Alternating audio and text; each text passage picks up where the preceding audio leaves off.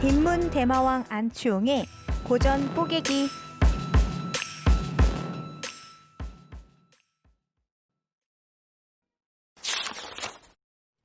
(2015년) 노벨 문학상 수상 작가인 스베틀라나 알렉시예비치의 전쟁은 여자의 얼굴을 하지 않았다를 살펴보겠습니다. 전쟁은 여자의 얼굴을 하지 않았다. 여기 보면은 이제 결국 이제 노벨 문학상을 2015년에 탄 작품인데 이 책 서문 부분쯤에 보면 모든 것은 문학이 될 수 있다 뭐 이렇게 돼 있고, 그다음에 소개하는 뭐 대부분의 글들도 산문 다큐멘터리 뭐 이런 식으로 표현을 하고 있어요. 그래서 그게 이제 그냥 다큐멘터리라는 게 이제 오해가 있을 수 있는데, 제가 최근에 쓴 영화평 중에 이제 영혼의 순례자라는 그 티베트 불교 사람들이 순례하는 얘기 이제 영화평을 썼는데, 대부분 다 평들 좋게 썼더라고요. 썼는데 그게 처음에 표현한 다큐멘터리에 가까운이라고 썼어요. 근데 사실은 11명이 순례를 떠나는데 11명이 가는 걸 그냥 들이대고 찍은 게 아니에요. 감독이 자기가 옛날에 생각했던 그 이상적인 순례자 팀을 염두에 두고 있다가 자기가 만났던 팀 중에 그 팀들을 리크루팅을 한 거예요. 캐스팅을 한 거예요, 감독이. 근데 그 사람들이 오케이 했어. 근데 이 사람들은 직업적으로 연기를 하는 배우도 아니죠. 근데 성지순례하는 배우를 찾기는 힘들어요. 왜냐하면 1년 동안 이 오치 투제로 서울, 부산을 3번 왕복하는 거리에 플러스 100km 더 가야 되니까 1년 동안 이렇게 가야 돼, 땅바닥에. 노숙하면서. 여기 뭐 오치 투제니까 이마까지 찍어야 돼요. 여기 이마에 다 흉터가 있어요. 그렇기 때문에 그 경우에는 이제 결국은 다큐멘터리를 바뀌는 거는 이 양반들이 아무리 캐스팅을 해도 그 보여주는 과정에서 더 이상 자기들이 보여주지 않고 하게 되거든. 그렇기 때문에 결국은 그 다큐멘터리에 가깝지만 다큐멘터리가 되는데, 알렉시 예비치 같은 이 작가 같은 경우에 많은 사람들을 인터뷰했고 무지 많은 이제 녹음 테이프와 녹취록이 있을 텐데 최종적으로 이제 검열본을 거쳐서 나온 거는 이거란 말이죠. 그러면은 이 양반이 하려고 했던 거는 여자들을 인터뷰했죠. 전쟁에 참가한 여자들을 얘기했고, 주로 앞에 부분은 하는 얘기가 고통에 대해서 얘기해요. 고통을 통해서 특정한 시기에 전쟁에 참가한 여성들이 개인으로서가 아니라 고통으로서 합창을 하는 모습을 들려줌으로써 그들이 잃어버린 역사를 그들의 시각으로 표현하고 싶었던 거죠. 왜 전쟁은 남자들의 역사로 기록되어 있는데 실제로 가봤더니 소비에트기 그 대조국 전쟁, 제2차 세계전쟁 시기에 소비에트 여성들이, 젊은 여성들이 여기 보면 100만, 200만 이렇게 숫자가 나오는데 그 많은 사람들이 군대에 갔던 거죠. 군대에 가서 참전해서 싸웠는데 그 사람들은 훈장을 받던 무공을 세우던 돌아온 다음에는 참전 사실을 숨기고 조용히 살아가는 거죠. 그리고 오히려 그것이 부끄러운 과거이냐, 왜 이런 일이 일어난가를 이제 추적한 거죠. 그게 결국은 여성들이 고통받은 또 다른 역사로서 전쟁을 조명한 거죠. 그렇기 때문에 이게 이제 페미니즘 서적이 되는 건데, 일단 이제 아까 우리가 체크해봐야 될 거는 이 여자들이 왜 이렇게 많이 갔을까? 여기 보면 이제 자발적으로 가는 사람들 얘기가 많이 나오는데, 전시 이제 동원령이 내려졌을 거고, 기본적으로 그 중에 이제 사회주의 조국을 수호하겠다는 뭐 이런 거에 대한 열망 같은 게, 특히 청소년기 같은 경우에 불을 떨고, 그 당시만 해도 이제 내전을 거치면서 계급적으로 각성되어 있는 상황이고, 러시아, 소비에트가 열심히 한 게 이제 선전선동이잖아요. 그렇기 때문에 상당히 조직적으로 선전선동을 펼쳤고 장악한 상황이었는데, 당시에 이들이 이렇게까지 붕괴할 수 있었을까? 라는 것들, 그 다음에 자기 먹을 것까지 내주는 이런 상황들은 당시 우리가 이제 한일 간에 무슨 축구할 때 같은 그러한 느낌을 좀 떠올리면 좀 이해가 되지 않을까 싶은데, 히틀러의 나이프쟁에서 보면은 끊임없는 두 가지 적에 대해서 얘기를 해요. 하나가 유태인이고 하나가 러시아예요. 러시아가 아니고 정확하게는 슬라브. 그래서 당시 그 유럽에서 두 가지 중요한 영토를 기준으로 두 가지가 맞붙었는데 하나는 대게르만주의하고 대슬라브주의가 맞붙었어요. 히틀러가 집권하기 전까지는 대체로 대슬라브주의가 조금 더 우세한 국면이었고 그 다음에 히틀러가 집권한 이후에는 대게르만주의가 우세한 집권이었고 그 다음에 히틀러 자체는 항상 러시아를 자기의 외교 정책에서 전략으로 러시아를 내부 식민지로 삼아야 된다는 생각을 갖고 있었어요.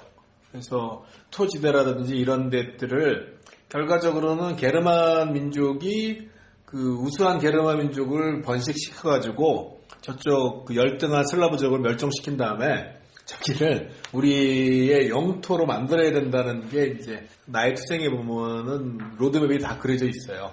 이제 그러한 이 인종적인 적개심 같은 게 당시에 되게 팽배했고 만연해 있기 때문에 그런 것들이 하나의 에너지가 될 수 있었을 것이고 또 하나는 이제 기본적으로 땅에 대한 우리가 타락 아일랜드 사람들은 바람과 함께 사라지다 타락에서 봤듯이 자기 땅에 밀려온 어떤 외국군에 대한 적개심, 본능적인 적개심 뭐 이런 것들이 각성된 계급의식과 결부돼서 그게 떨쳐 일어나는 계기가 되지 않았을까. 몽고한테는 이제 작살난 적이 있지만 그 뒤로는 러시아가 많이 선방했잖아요. 그리고 비교적 근대에 와서도 어쨌든 나폴레옹 군대를 몰아내고 나폴레옹 군대를 뭐 막아냈고 그래서 그러한 역사적 경험들이 쭉 쌓이면서 슬라브인으로서 슬라브인종으로 갖게 되는 인종적인 유대 그리고 계급적인 각성 소비에트 공화국이 등장하는 가운데 그다음에 원초적으로 거기가 농민 뭐 이런 문화가 강한 데기 때문에 땅에 대한 애착 뭐 이런 것들이 결부돼서 이 사람들이 갖게 되는 자발성들이 이제 확보되지 않았을까 이제 이렇게 추측을 해보고요. 그럼 이 책에서는 이제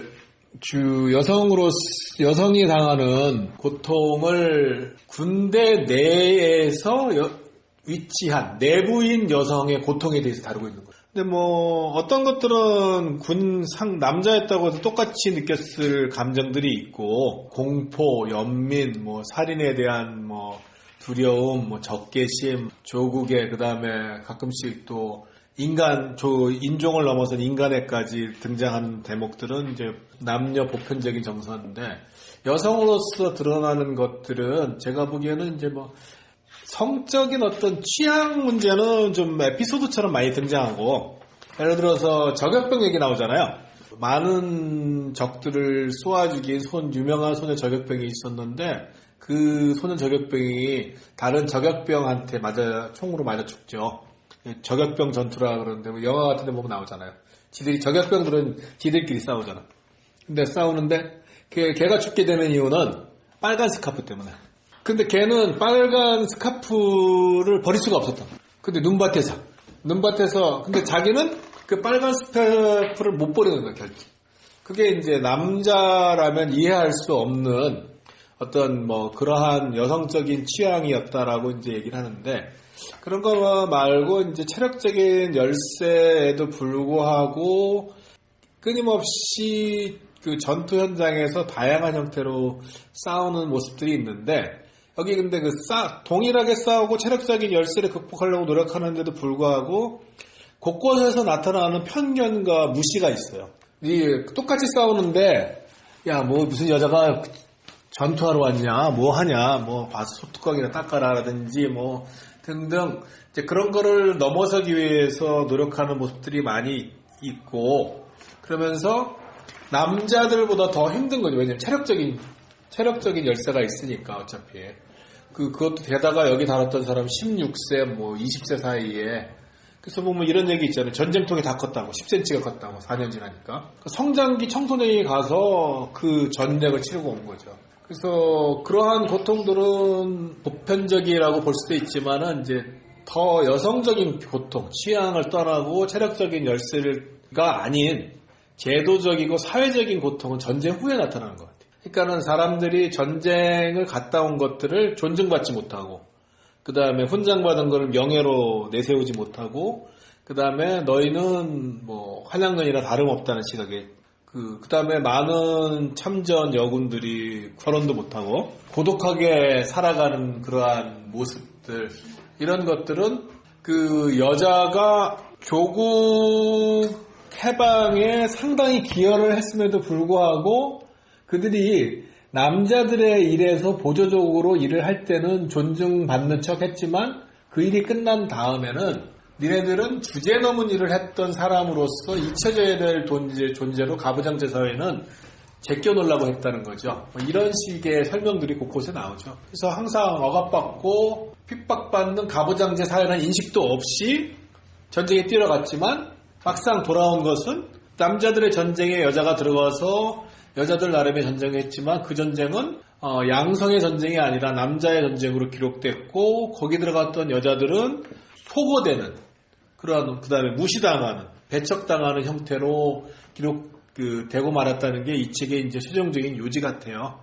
아까 나왔던 이제 그 성적인 억압 문제가 결국 자유롭지 못한 게 가부장적인 그 사회 시스템 당시에 보호받아야 되고 그러한 가부장제 사회 시스템 중에서 남자들이 망쳐놓은 전쟁 초기에 여자들이 들어오는 것들에 대해서 남자들은 수치심을 느꼈고 그 수치심 때문에 여자들이 전쟁에서 세운 공헌이라든지 이런 것들을 인정하는 것들이 남자들 입장에서 좀 어려웠고 왜냐하면 그걸 인정한다는 건 자기들의 치부를 드러내는 것이니까.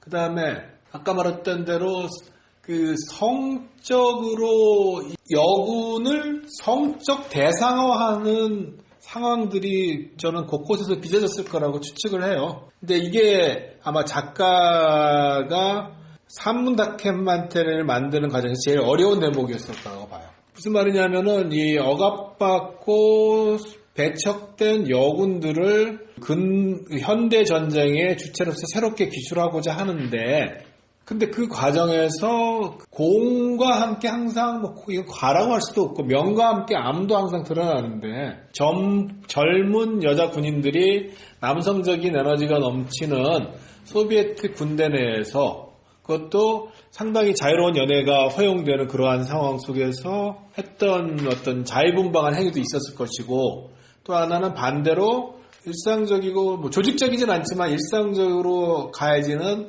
성적 착취와 억압 같은 것도 있었을 것이고 그런 것을 회피하기 위해서 여기 이런 사례가 나오잖아요. 그 남자들과 있는 막사에서 자기가 같이 자려다가 그 수컷들이 뿜어내는 어떤 성적인 에너지를 감당하기 위해서 차라리 대대장이랑 사귀는 게 낫겠다. 그래서 대대장 막사에서 가서 자요. 대대장이랑 자. 그 대대장이랑 사귀는 사이가 되고 그 다음에는 그 다음 대대장하고 사겨. 근데 그 다음 대대장은 진짜로 좋아했다 그래. 첫 번째 대대장은 좋아하진 않았다고 나와요. 그게 무슨 말이냐 하면은 군대 내에서 성적인 착취 구조는 아닌데 어떤 척취 상황이 만연해 있는데 그게 전우이면서 동시에 성적 대상이 되는 그러한 피해, 고통 같은 거를 여군들이 겪었다는 거죠. 이 책에서 그리는 거는. 작가가 되게 힘들어하는 것 같아요. 그려내는 거예요. 그거는 이제 소비에트 군대들, 포괄적인 소비에트 군대들이 그 이쪽 군대, 저쪽 군대가 똑같이 남자의 얼굴을 한 군대가 저지르는 것들을 기술하는 데는 뭐 크게 어려움이 없었지만 어려움이 있는 거는 검열뿐이었는데 이제 검열이 사라진 다음에는 이제 보충해서 넣었잖아요. 간간한 얘기 들어가고. 근데 자체 검열에 있는 거죠. 여군을 역사의 주체로서 불러내고 싶은데 성적 대상화라는 피해를 입은 여성들을 드러내는 것이 예를 들어서 강간 피해를 입은 여성을 옹호하는 과정에서 강간 피해자에게 또 다른 피해를 입히는 것처럼 그 사람들한테 누가 될 수 있다고 본 것 같아요. 도구화한 것도 아니고 조직화한 것도 아니고 제도화한 것도 아니지 않느냐라는 거는 맞는 말씀이에요. 그거는 맞는 말씀인데 뒤집어서 얘기하면 남자 군인이라면 받지 않았을 성적 억압과 착취를 여기에 있던 여군들은 받았다는 거죠. 그거는 저는 100% 확신을 해요. 가서 맞지 않는 군복, 맞지 않는 군화 이런 것이 있고 그 다음에 체력의 열쇠를 극복하고 열심히 전투에 참가하고 조국 해방을 위해서 노력을 했지만 동시에 성적으로도 억압을 받는 이중적으로 그 고통을 받았던 게 당시 여군들의 상황이었고 이 부분은 작가가 조심스럽게 접근했어요. 그 다음에 그 이후에 사회에서 돌아왔을 때 남자들의 전쟁에 참가한 여자들의 주제넘음 때문에 그 사람들의 인생은 계속 가려지는, 그리고 뒤로 숨어야 되는 이러한 또 가부장제 사회, 뭐 이런 걸, 여성이 억압받는 사회, 이런 것들의 모습을 추적해서 그려내는데 뒷부분은 상세히 그리고 있어요. 자세히. 근데 앞부분이 좀 어려웠던 것 같아요. 여기 이 전쟁에서 보면은 그 히틀러가 나치 투쟁에서 뭐 두 가지 적으로 묘사한 그 유태인은 뭐 600만 명이 죽었다고 하는데, 근데 아까 이제 통계를 그때 말씀해 주셨다시피 러시아 인구가 당시 인구 통계를 보면은 그 전쟁 전과 후에 한 3천만 명 차이가 나요. 그래서 한 3천만 명이 죽었다고 추정을 해요. 유태인보다 러시아 사람이 훨씬 더 많이 죽어요. 3천만 명이 죽어가는 상황에서 얼마나 많은 여성들이 불가피하게 전쟁에 뛰어들어갔을 것이며, 거기 뭐 빨치산 얘기도 나오고, 그 다음에 여성이기 때문에 현장에서 겪어야 되는 어떤 성적 착취 이런 거 외에도 육아와 출산 문제가 있어요. 여성이기 때문에 현장에서는. 여기서 뭐 빨치산들이 애를 키워. 그 다음에 전쟁터에 애를 데리고 다녀. 뭐 이런 것들이 있다. 이제 그런 것들을, 뭐, 그 다음에 애를 희생시키는 장면도 있고, 뭐 이런 것들, 여성으로서 전쟁에 참여하면서 겪어야 됐던 중첩된 고통을 얘기하고, 그 중에서 이제 성적 억압 부분은 상대적으로 조심스럽게 접근을 하고, 나머지 이제 고통들을 이제 상세하게 묘사를 하고 있죠. 그러면서 이 전쟁은 남자들 얘네들이 싸워서 이긴 게 아니다, 러시아. 여성들이 같이 싸웠다. 그리고 싸운 만큼 여성들이 그 공로를 인정받고 보답받아야 된다라는 얘기를 이제 하고 있는 거죠. 그래서 기억할 것을 얘기를 하는 거죠. 우리 근대의 러시아 중심이죠. 러시아. 그 소련 역사에서 잊혀진 것들, 잊혀지지 말아야 되는데 잊혀져야 되는 것들에 대해서 기억해내자라고 얘기를 하는 거죠. 이 사람도 여성 작가죠. 그래서 뭐 아까 그 부분은 이제 좀 이견이 있을 수는 있어요. 그리고 저도 추측이고, 소비에트 군대는 공식적으로 위안부를 운영하지 않았기 때문에 사회주의 이념하고 맞지 않아서. 근데 알다시피 우리가 이념과 현실이 괴리를 빚는 사태를 한 100년 가까이 봤죠. 이 군대가